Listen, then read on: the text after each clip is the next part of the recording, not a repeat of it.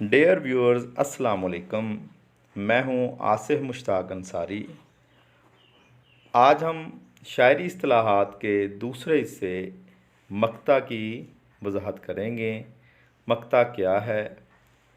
मक्ता के लुग़वी मानी काटने के हैं।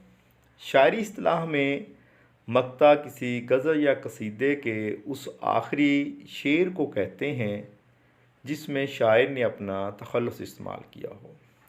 याद रहे कि अगर आखिरी शेर में शायर ने अपना तखल्लुस इस्तेमाल ना किया हो तो वो आखिरी शेर तो कहला सकता है मगर मक्ता नहीं। इस तरह हम इस नतीजे पर पहुँचे कि मक्ता की दो शराइत हैं। पहली शर्त कि वो गज़ल या कसीदे का आखिरी शेर हो। दूसरी शर्त उसमें शायर ने अपना तखल्लुस इस्तेमाल किया हो। मक्ता के लिए दोनों शराइत का पूरा होना ज़रूरी है।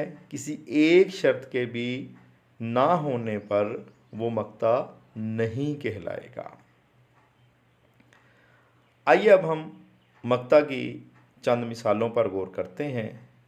उससे पहले आप मेरे चैनल को सब्सक्राइब करें, वीडियो को लाइक करें और बेल आइकन का बटन दबाएं। मिसालें।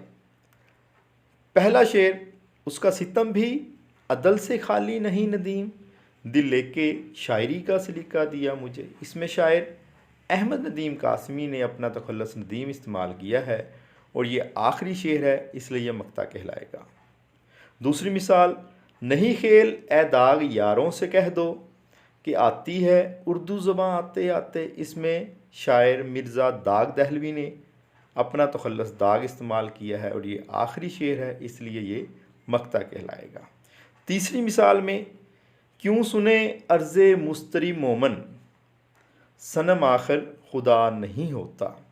इसमें शायर मोमिन खां मोमन ने अपना तखल्लुस मोमिन इस्तेमाल किया है और ये आखिरी शेर है, इसलिए ये मक्ता कहलाएगा।